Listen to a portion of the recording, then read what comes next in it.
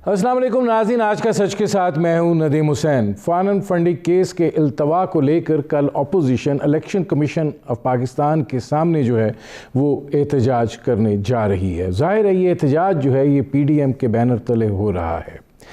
देखना यह है कि इस वक्त एक बहस ये भी उलझी हुई है कि फॉरेन फंडिंग है या फंडिंग फ्रॉम एब्रॉड है। मामलात जो हैं वो अब इस नहज पर पहुंच चुके हैं कि जहां पर ये एहतजाज जो है वो बड़े पैमाने पर किया जा रहा है और जाहिर है कि रेड जोन का इलाका है और वफाकी वज़ीर दाखिला शेख रशीद अहमद जो है वो कह रहे थे कि ये फ़ैसला किया गया है कि इनको रेड जोन तक आने दिया जाए, रास्ते में कोई कंटेनर नहीं होगा।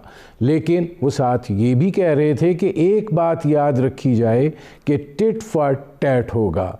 अगर कानून को हाथ में लिया गया तो फिर हमसे कोई शिकवा ना करे कि कानून इनको कैसे हाथ में लेगा। देखना ये है कि अपोजिशन की हिकमत अमली जो है वो इस हवाले से क्या होती है। PDM का आज स्टीयरिंग कमेटी का इजलास हुआ, उसमें बिलावल भुट्टो जरदारी साहब शरीक नहीं थे। मोहतरमा मरियम नवाज़ साहबा जो हैं वो खुसूसी दावत पर शरीक हुई। यहाँ पर यह सवाल भी पैदा होता है कि क्या पाकिस्तान पीपल्स पार्टी जो है सियासत के इस मंझधार में अपनी कश्ती को भी संभाले हुए है और क्या अपने चप्पू भी जो है वो इंतहाई महारत के साथ चला रही है, जबकि दिखाई ये देता है कि मौलाना फजल रहमान साहब और मुस्लिम लीग नवाज़ जो हैं वो शायद अपनी कश्तियाँ भी जला चुके हैं। महाज़ा राय की ये कैफियत आगे बढ़ती हुई जा रही है और जाहिर है अब मज़ीद एहतजाजी जलसों और रैलियों का जो है वो ऐलान किया गया और उसके बाद मौलाना फजल रहमान साहब आज भी कह रहे थे कि लॉन्ग मार्च होगा। ये लॉन्ग मार्च जो है क्या ये इत्तफ़ाक़ राय से हो पाता है और क्या ये सेनेट इलेक्शन से पहले होगा या साथ साथ ये सारी सूरत हाल जो है चलेगी। पाकिस्तान की सारी सियासी हलचल के दौरान बहुत सी चीज़ें जो हैं वो रूनमा हो रही हैं, लेकिन दिखाई ये देता है कि हुकूमत जो है जिस तरीके से PDM का ख्याल था कि वो इसको निकाल बाहर करने में कामयाब हो जाएंगे, अभी तक वो सूरत हाल दिखाई नहीं दे रही है और शायद इसके कुछ और लवाज़मात भी हैं। लेकिन PDM जो है वो अपना दबाव जो है वो बढ़ाती चली जा रही है और कल का जो मुज़ाहिरा है यकीनन और एहतजाज है यकीनन इसके क्या असरात मुरतब होते हैं और क्या इसका नतीजा निकलता है। एक हतमी बात की जा रही है कि हम वहाँ से कुछ लेकर उठेंगे। क्या मिल सकता है, ये वो मंजरनामा है जिस पर करेंगे बात। आपका अपने मेहमानों से तारुफ़ करवाते हैं। हमारे साथ मौजूद हैं कमर ज़मान कायरा साहब, पाकिस्तान पीपल्स पार्टी के सीनियर रहनुमा हैं, और हमारे साथ मौजूद हैं अनवर मंसूर साहब, साबिक अटॉर्नी जनरल रहे। अनवर मंसूर साहब, मैं आपसे इसलिए शुरू कर रहा हूँ कि चूँकि जो मैंने एक बात की थी उसके ऊपर ज़रा बात हो जाए ताकि कमर ज़मान कायरा साहब जो हैं वो भी फिर उसका जवाब दे सकें कि ये बात की जा रही है कि जनाब एक तो फ़ॉरेन फंडिंग का मामला है, एक फ़ॉरेन फंडिंग एब्रॉड है, और इस टर्मिनोलॉजी के अंदर जो है वो सारी सिचुएशन को उलझाया जा रहा है। इस तनाजुर में आप क्या देखते हैं कि ये जो इलेक्शन कमीशन के पास केस 6 साल से इल्तवा में है, इसकी क्या सूरत फिर बनती है? बिस्मिल्लाहिर्रहमानिर्रहीम। बहुत शुक्रिया नदीम साहब। ये बहुत ही सेंसिटिव मामला भी है, मगर ये है कि इतना कोई बड़ा इशू बनना नहीं चाहिए था, इसलिए कि कानून जो है वो उसी तरह से पढ़ा जाएगा जैसे कि किताबों में लिखा हुआ है। फॉरेन फंडिंग जो है वो इलेक्शन एक्ट के उसमें आती है और इलेक्शन कमीशन डिसाइड करता है कि वो फॉरेन फंडिंग है या नहीं है। मगर इसमें सबसे इम्पॉर्टेंट चीज़ ये है कि पहले जो पुराना कानून था जिसको कि हम पॉलिटिकल पार्टीज एक्ट कहते हैं, उसके अंदर बहुत वाज़े तौर पर यह लिखा था कि अगर ये इलेक्शन कमीशन डिसाइड करती है कि ये फॉरेन फंडिंग है तो उस सूरत में वो गवर्नमेंट को बताएगी और गवर्नमेंट उसके पे एक्शन लेगा। और मैं अभी थोड़ी देर में आता हूँ कि एक्शन क्या होगा। मगर साथ साथ उसी कानून में और सब्सिक्वेंट जो अभी 2017 का लॉ आया है उसके अंदर भी फॉरेन फंडिंग का वर्ड इस्तेमाल किया है। साथ में एक और जुमला भी इस्तेमाल किया, प्रोहिबिटेड फंड्स। ये प्रोहिबिटेड फंड्स वो हैं जो फंड्स फ्रॉम अब्रॉड हैं, जो पाकिस्तान से बाहर आते हैं और किस हद तक वो प्रोहिबिटेड हैं, वो बड़े वाज़े तौर पर कानून के अंदर बता दिया गया है। तो दो डिस्टिंक्शन क्रिएट किया है, एक फॉरेन फंडिंग का लफ्ज इस्तेमाल किया या फॉरेन एडेड पार्टी कहा है उन्होंने। फॉरेन फंडिंग है फॉरेन एडेड पार्टी, और प्रोहिबिटेड फंड्स हैं। वो प्रोहिबिटेड फंड्स क्या होंगे मैं भी आपको पढ़ के सुना देता हूं। तो ये दो अल्फाज बड़े मुख्तलिफ तरीके से इस्तेमाल हुए हैं, मगर अब इसको बड़ा लूजली पॉलिटिकल पार्टीज यूज कर रही हैं, जो कि नहीं करना चाहिए। मैं पहले पढ़ता हूं पुराना कानून। पुराना कानून जो था वो है पॉलिटिकल पार्टीज एक्ट, उसका सेक्शन 2 है, और सेक्शन 2C जो है उसमें डेफिनेशन दी हुई है। Foreign aided party means a political party which has been formed or organized at the instance of any government or political party of a foreign country, is affiliated to or associated with any government or political party of a foreign country, receives any aid, financial or otherwise, from any government or a political party of foreign country। ठीक है, ये तो पुराना कानून था, और इसके अंदर उन्होंने जो कहा है कि ये फॉरेन एडेड पार्टी होगी, या जो फॉरेन फंडिंग जिसको हम कह रहे हैं। हाँ। साथ में इसके एक और प्रोविजन था कि अगर ये फॉरेन एडेड पार्टी है तो उस सूरत में गवर्नमेंट, जो फेडरल गवर्नमेंट जो है, अगर वो सेटिस्फाई हो कि ये फॉरेन एडेड पार्टी है तो उसका पार्टी को डिसॉल्व कर सकती है। ठीक है, अब मैं आता हूं जो नया कानून है। अब जो कानून जो आज राइज है उसमें उन्होंने सेक्शन 200 सब सेक्शन 4F उसने कहा है कि subject to this act it shall be lawful for any body of individuals और associations of a citizen to form, organize, continue और set up a political party. और फिर कहते हैं notwithstanding anything contained in subsection 1 जो मैंने अभी पढ़ा है, a political party shall not be formed, organized, set up और convened as a foreign aided political party. अब इसमें एक इंपॉर्टेंट चीज यह है कि ये लफ्ज जो फॉरेन एडेड पार्टी हो गया, इसकी डेफिनेशन जो है वो उन्होंने जो पुराने लॉ था उसमें से जो थी वो मिन्हा कर दी, मगर साथ में उन्होंने एक प्रोविजन डाला इसके अंदर जो सेक्शन 204 है, सब सेक्शन 3। उन्होंने कहा कि एनी कॉन्ट्रीब्यूशन और डोनेशन मेड डायरेक्टली और indirectly by any foreign source including any foreign government, multinational और पब्लिक और प्राइवेट कंपनी, फर्म, ट्रेड और प्रोफेशनल एसोसिएशन और इंडिविजुअल शैल बी प्रोहिबिटेड। अब इन दोनों के अलग अलग कॉन्सिक्वेंसेस हैं। जो मैंने पहले पढ़ा था कि फॉरेन एडेड पार्टी के लिए जो कॉन्सिक्वेंस है, अब इसमें अनवर मंसूर साहब कॉन्सिक्वेंसेस में मैं आता हूं।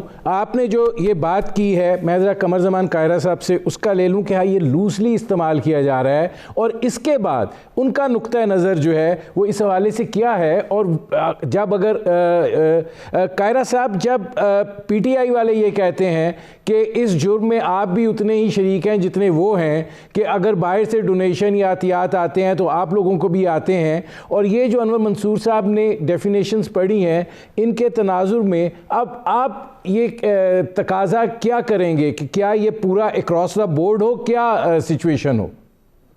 देखिए, पहली बात तो ये साहब के ये PTI के अपने अंदर से सवाल उठा था, ये हमारी तरफ से कोई सवाल नहीं उठाया गया था। PTI के अपने एक मेंबर ने, जो कि इनके फाउंडिंग मेंबर थे, उन्होंने ये केस इलेक्शन कमीशन में जाकर दर्ज कराया कि इन्होंने बाहर से फंड लिए हैं, वो उन सोर्सेज से फंड लिए हैं जो प्रोहिबिटेड है, और इन्होंने फंड अदरवाइज भी पाकिस्तान के अंदर लाके भी इस्तेमाल किए हैं और कई और भी ट्रांसफर किए हैं। ये भी एक एलिगेशन था, जहां तक मैं याद, मुझे बड़ी आवाज काम करती है।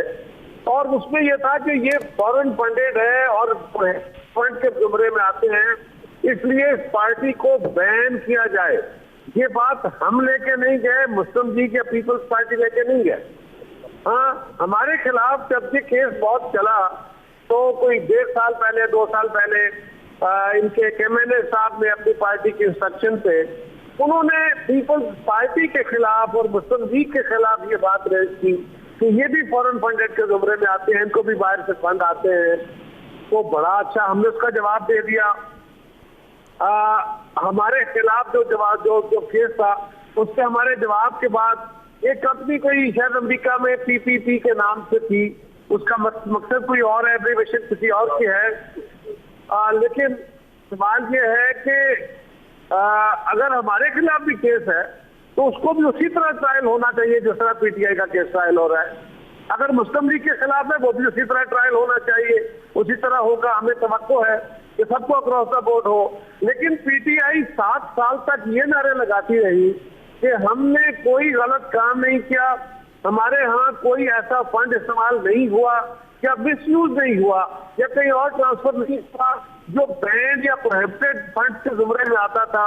और अब जब ये हमारा आया और इलेक्शन कमीशन ने इस केस को खोला है, कोई जो तहखाने में कहीं पड़ा हुआ था गर्द अलूद फाइल, उससे गर्द झाड़ी है, तो अब पीटीआई को समझ आई कि मामला तो खराब है।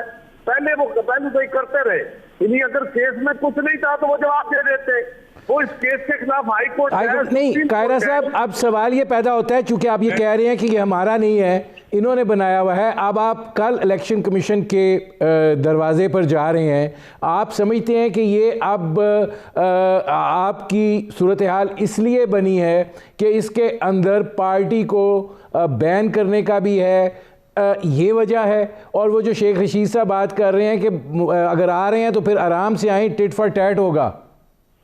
देखिए, पहली गुजारिश तो ये है कि हम जो जा रहे हैं, जब कोई केस दायर हो जाता है then it becomes public property. अब ये इशू किसी एक फर्द का नहीं रहा, एक फर्द ने इस इशू को, अनवर मंसूर साहब ने जिस तरह, हमारे मुल्क के इंतहाई नामवर वकील हैं और हमारे बड़े बुजुर्ग हैं, तो ये ज्यादा बेहतर रोशनी डालेंगे। उन्होंने जिस तरह केस के बारे में, ब्लॉक के बारे में बयान किया है, मैं तो इनके सामने कुछ बात नहीं कर सकूंगा उस इशू पे। लेकिन जो बात उनकी अपनी जमात के मेंबर ने की वो उस हद तक थी कि वो उनके नोटिस में ले आया, उसके बाद अब अगर एक जमात फॉरेन फंड लेती है, हमारा तो इशू ये था ना कि क्यों 7 साल से क्यों बाकायदा अदालती हुक्म के बावजूद इलेक्शन कमीशन इस मामले को दबाए बैठा है, इसलिए लिहाजा उसको खोला जाए। अब ये केस अगर फाइनल फैसला होता है तो किसके कॉन्सिक्वेंसेस क्या होंगे, हम जिसके भी खिलाफ हो उसको भुगतने पड़ेंगे। और अगर किसी और जमात, भले वो मेरी जमात ही हो, अगर हमारे खिलाफ इस तरह का कोई केस प्रूव होता है तो बिल्कुल फिर हम भी उस कॉन्सिक्वेंसेस से नहीं बच सकेंगे। ये तो बड़ी सिंपल सी बात है। सिंपल सी बात है। कायरा साहब, मुझे एक ब्रेक लेना पड़ रहा है। छोटी सी गुजारिश सुनिए, एक छोटी सी। जो शेख रशीद साहब फरमा रहे हैं, ये शायद पहले इंटीरियर मिनिस्टर हैं जो धमकियों से गुफ्तगू करते हैं। हालांकि असूल ये होना चाहिए कि आप सजेस्टिव रह के बातें करें। कानून ने जो हरकत करनी होती है वो तो कानून अपनी जगह करता ही है, लेकिन आप थ्रेट नहीं करते, आप इस तरह बातें नहीं कर रहे होते लोगों को धमकियां देते हुए। बल्कि इसका तरीका ये है कि जी हाँ, अगर कोई सवाल करता है कि किसी ने जी अगर कानून हाथ में लिया तो बिल्कुल उसके खिलाफ एक्शन होना चाहिए। कौन कहेगा कि नहीं होना चाहिए? नहीं होना चाहिए। कायरा साहब, मैं वापस आता हूँ, मुझे एक ब्रेक लेना पड़ रहा है। नाज़रीन, हमारी गुफ्तगू जारी है, एक मुख्तसर से कमर्शियल ब्रेक का वक्त हुआ है, मिलते हैं इस वक्फे के बाद।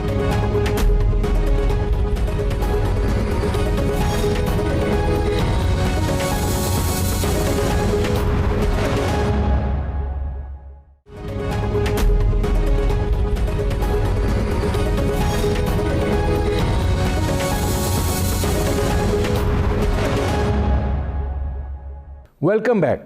अच्छा अनवर मंसूर साहब, वो ब्रेक पर जाने से पहले आपने उसकी तौजीहात तो बयान कर दी। अब आ जाते हैं कि इसके कॉन्सिक्वेंसेस की आप बात कर रहे थे, अगर वो ज़रा एक्सप्लेन करें तो फिर पता चले कि क्या नताइज जो हैं इससे अक्स किए जा सकते हैं।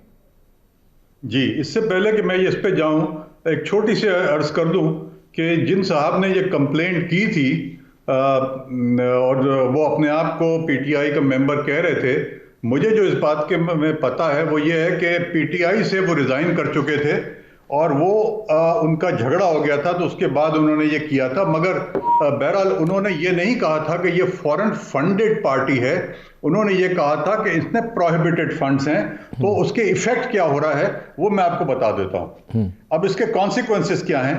अगर ये फॉरेन एडेड पार्टी है तो उसका जो प्रोविजन है वो सेक्शन 2212 है इसका इलेक्शन एक्ट का, और इसमें कहता है where the federal government is satisfied on the basis of reference from the commission और information received from any other source that the party is a foreign aided political party और has been formed और is operating in a manner prejudicial to the sovereignty and integrity of Pakistan or is indulging in terrorism, the government shall by notification in the official gazette make such a declaration। और उसके बाद वो supreme court में जाता है और उसको supreme court ban कर सकता है पार्टी को, अगर वो फॉरेन एडेड है। मगर अगर वो फॉरेन फंडेड पार्टी है, फॉरेन फंडेड से मतलब ये है अगर वो प्रोहिबिटेड फंड्स के है, तो उसमें लिखा हुआ ये है any contribution or donation made directly or indirectly by any foreign source including, और ये उन्होंने ये जो मैंने अभी पढ़ा था और इसका इफेक्ट जो है वो 160 में दिया हुआ है। उन्होंने कहा है where the commission on motion or an application filed by the person decides that the contribution or donation as the case may be accepted by the political party are prohibited under subsection 3 of section 204, it shall, subject to notice to the political party concerned, after giving them an opportunity of being heard, direct that the same be confiscated in favor of the state to be deposited in the State Bank of Pakistan वगैरह वगैरह। इसका मतलब यह है कि prohibited funds का maximum जो भी कुछ इसकी वो कर सकते हैं वो ये है कि वो पैसा जो है वो सब जमा करा दिया जाए, कहां पर, स्टेट बैंक के अंदर और स्टेट के फेवर के अंदर। इससे ज्यादा और कोई इसका इफेक्ट नहीं है, इसमें कोई और सजा नहीं है, किसी किस्म का पार्टी के ऊपर इफेक्ट नहीं पड़ता है उसका, नंबर 1। नंबर 2, इसके अंदर जो इंपॉर्टेंट चीज आई है वो ये आई है कि अब चाहे वो कंपनी हो, चाहे वो फॉरेनर हो, चाहे वो किसी और मुल्क ने दिया हो, कोई भी पैसा कहीं से भी आया हो, वो पैसा अब फॉरेन एडेड में नहीं आता, इसलिए कि पुराने कानून के अंदर उन्होंने कहा था कि अगर कोई पोर्शन ऑफ द फंड है तो वो फॉरेन एडेड में आ जाएगा। ये उन्होंने डेफिनेशन से निकाल दिया है और इसलिए अब ये फॉरेन एडेड पार्टी किसी सूरत में भी नहीं हो सकती है, और इसीलिए उन्होंने ये कहा है कि ये फॉरेन एडेड नहीं है बल्कि प्रोहिबिटेड है, और प्रोहिबिटेड का बिल्कुल कॉन्सिक्वेंस अलग है, फॉरेन एडेड का कॉन्सिक्वेंस टोटली डिफरेंट है। अब इसमें ये फरमाइएगा कि फिर कानूनी तौर के ऊपर जो पाकिस्तान तहरीक इंसाफ है वो आप क्या देख रहे हैं कि वो स्ट्रॉन्ग फुटिंग पे है और उनको कोई खदशा लाहक नहीं है कि उनके ख़िलाफ़ इस तरह का फ़ैसला जा सकता है कि उनकी पार्टी जो है वो बैन हो जाएगी? देखिए मुझे जो इत्ला है इसकी वो ये है कि शायद कुछ फंड्स ऐसे हैं जो कि मुख्तलिफ इंडिविजुअल्स ने दिए हैं मगर वो उनकी कॉरपोरेट बॉडी से आए हैं। मैं अगर फर्ज के मेरी एक कंपनी है, मैं अपने पीटीआई को पेमेंट करना चाहता हूं, मैं उस कंपनी के नाम से चेक इशू कर देता हूं ना, टेक्निकली वो जो है वो बॉडी कॉरपोरेट से आए हैं, तो बॉडी कॉरपोरेट से अगर पैसे आते हैं तो उस सूरत में वो प्रोहिबिटेड फंड्स में शुमार हो जाते हैं। तो जो पैसा उधर से आया है वो सिर्फ जब्त हो जाएगा, इसके अलावा कोई चांस नहीं है किसी और ऑर्डर का। मेरा अपना मानना ये है। नाज़रीन, हमारी गुफ्तगू जारी है, एक मुख्तसर से कमर्शियल ब्रेक का वक्त हुआ है, मिलते हैं इस वक्फे के बाद।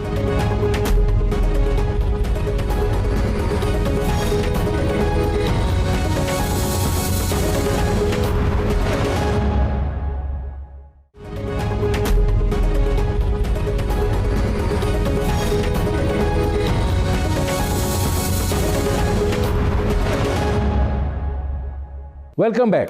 अच्छा कायरा साहब, ब्रेक पर जाने से पहले अनवर मंसूर साहब ये बात कर रहे थे कि अगर फॉरेन फंडेड है या प्रोविडेंट फंड का मामला है तो प्रोविडेंट फंड के अंदर मैक्सिमम ये है कि आप जो पैसा आपको आया है आप वो स्टेट बैंक में जमा करा दें। फॉरेन फंडिंग का यह है कि मुख्तलिफ शख्सियात जो हैं उन्होंने आपको पैसे दिए हैं, लेकिन आपको कॉरपोरेट उनकी एंटिटीज़ जो हैं वहाँ से पैसे आए हैं। तो उस सूरत हाल में वो केस चलता है, सुप्रीम कोर्ट तक जाता है, वो कौन जीता है तेरी जुल्फ़ के सर होने तक। तो ये जो आप इतना एहतजाज बिल्ड अप कर रहे हैं, आप समझते हैं कि ये इस सारी कानूनी सूरत हाल के तनाजुर में वो नताइज दे सकता है जिसकी आप तवक्को कर रहे हैं? हम क्या मुतालबा कर रहे हैं? हम क्या पीटीआई को बैन करने की बात कर रहे हैं? हम क्या कह रहे हैं कि आप इनको डिस्क्वालीफाई कर दें फौरी तौर पे? हम तो ये कह रहे हैं कि भाई एक फॉरेन फंडेड केस है जो इलेक्शन कमीशन वालों आपके पास पड़ा हुआ है पिछले 7 साल से, आप उसका फैसला नहीं कर रहे हो। ये कौन सी प्यारे हैं जिनके खिलाफ अगर फैसला आने का इम्कान है तो उसके खिलाफ आप फैसला नहीं करते? यही वो दबाव है जो हम खड़ा करना चाहते हैं और ये एन जमहूरी रंग है। अगर आप समझते हैं जैसे 7 साल से एक केस जो अदालतों के हुक्म के बावजूद सुप्रीम कोर्ट जो है अपने इलेक्शन कमीशन वो दबाए बैठा है, तो उस पर हम एहतजाज भी नहीं करेंगे? हम बिल्कुल एहतजाज करेंगे। ये जो रोज सुबह शाम हमें गालियां दे रहे होते हैं, तो किस तरह क्यों बात से इनको इससे खामोशी की जाए और क्यों इलेक्शन कमीशन का केस दबा के बैठा रहे? हाँ, होगा क्या या क्या होना चाहिए? होना चाहिए जो कानून है होना चाहिए। इनके लिए को हम एक्सेप्शनल बात नहीं मांग रहे। अगर कानून के मुताबिक इनको पेनल्टी वो है जो मंसूर साहब फरमा रहे हैं तो वो होनी चाहिए, और अगर पेनल्टी वो है जिसका जनरली जिक्र किया जाता है कि इनकी जमात भी बैन हो, इनके लोग भी डिस्क्वालीफाई हो सकते हैं, तो ये बात अगर अदालत में जाएगी तो अदालत में जाए। लेकिन ये मरहला तो तय हो, पहले ये मरहला खत्म होगा तो आगे बात बढ़ेगी। लेकिन एक बात याद रखिए, 7 साल तक झूठ बोलती रही जो जमात, जिसकी क़यादत, जिसके मेंबर, जिसका वजीर आजम, आज वो कह रही है कि हाँ गलतियां तो हुई है, हमारा कसूर नहीं है, हमारे एजेंट्स का है, तो कुछ तो है जिसकी पर्दादारी थी।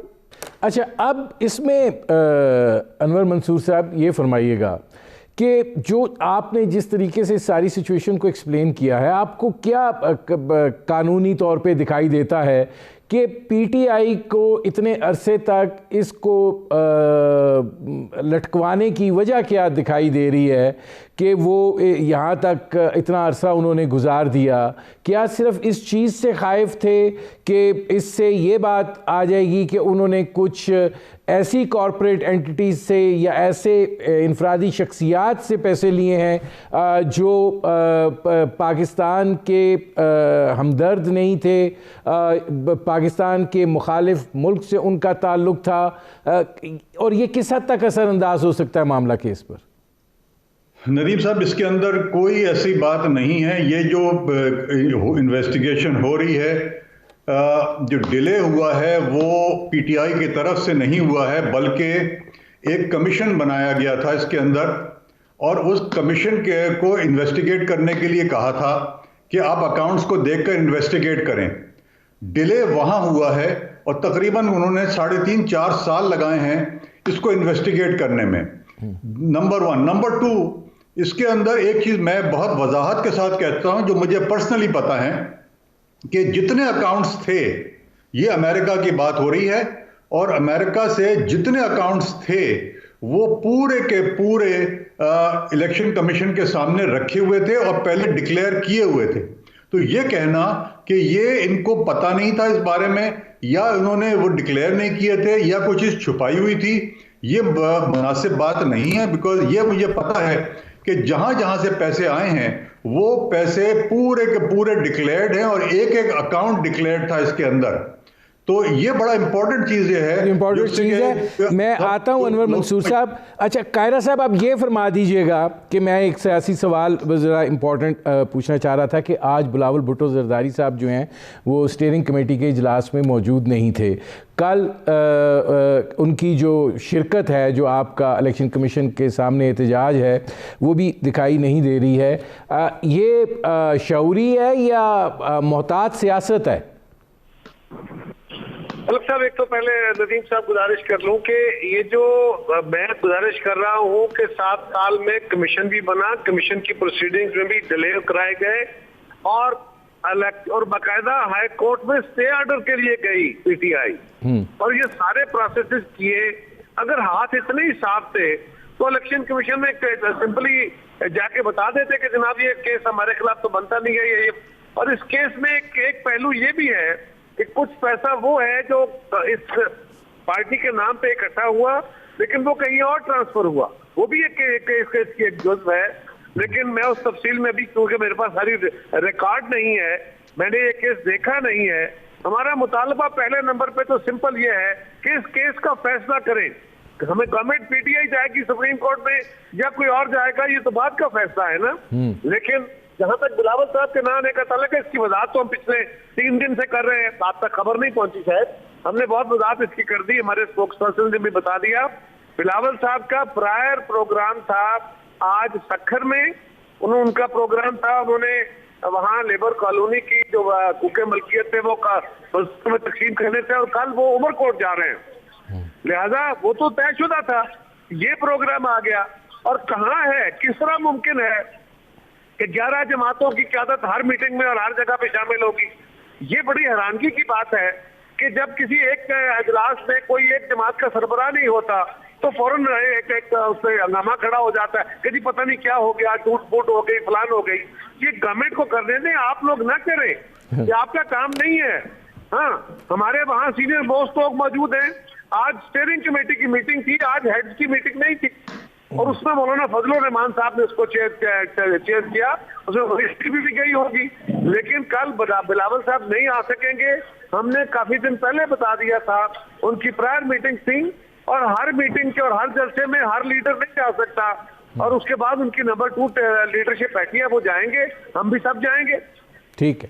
अच्छा, अब अनवर मंसूर साहब, जो पहला पोर्शन है कायरा साहब की आपने बात सुनी कि वो ये कह रहे हैं कि हम ये चाहते हैं कि इसका नतीजा तो निकले ना, जो भी नतीजा निकलना है, अगर कानून की रूह से जो आप कह रहे हैं उसके मुताबिक भी निकलना है तो वो निकले तो सही ना। ये जो इल्तवा है ये तो पीटीआई की तरफ से है, और ये अगर है तो फिर अगर इतना ही स्लेट साफ है तो फिर ये नहीं होना चाहिए था।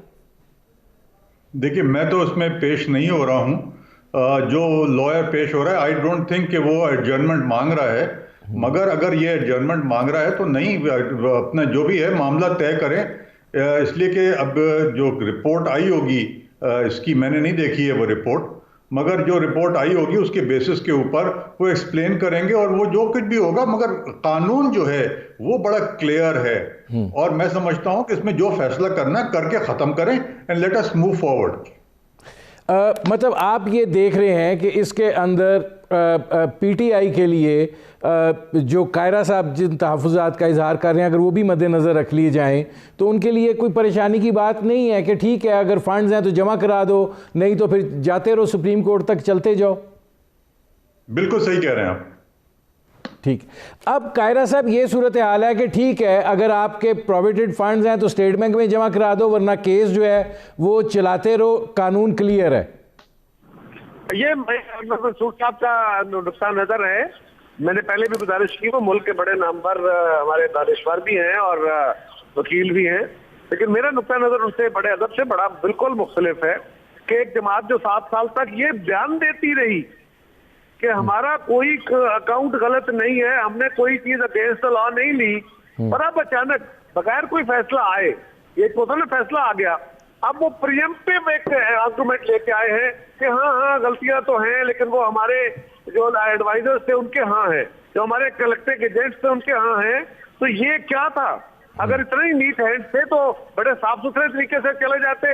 और इनके ऊपर जो तहफ़्फ़ुज़ात किया जा रहा है वो ये है कि इन्होंने फंड सिर्फ जो कारपोरेट सेक्टर से लिए हैं, इन्होंने पाकिस्तान के मुखालिफ लोगों से फंड लिए हैं, और वो जो कानूनदान है वो ये कहते हैं, और जो पिटिशनर है वो भी ये कहते हैं कि इनके फंड्स जो हैं वो उस ज़ुमरे में आते हैं जिससे एक्सट्रीम पनिशमेंट हो सकती है। अब देखिए क्या होता है। ठीक, मेरे प्रोग्राम का वक्त ख़त्म हो रहा है। बहुत शुक्रिया कमर ज़मान कायरा साहब, बहुत शुक्रिया अनवर मंसूर साहब। नाज़रीन, आपने हमारे पैनल के शुरा की गुफ्तगू सुनी। अब तक के लिए इतना ही, इजाज़त दीजिए। अल्लाह हाफ़िज़।